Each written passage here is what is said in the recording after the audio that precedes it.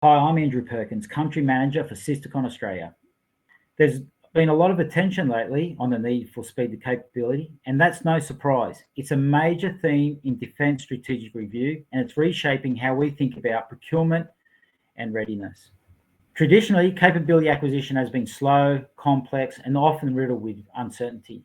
But we're seeing a clear shift. Defence wants faster outcomes, smarter processes, and real-world capability delivered when and where it matters most.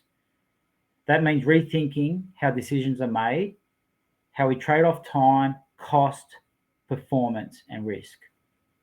This is exactly where Sistercon and our Opus Suite platform come in. Opus Suite helps decision makers move quickly without compromising on clarity or control, whether it's early design, sustainment planning, or operational readiness.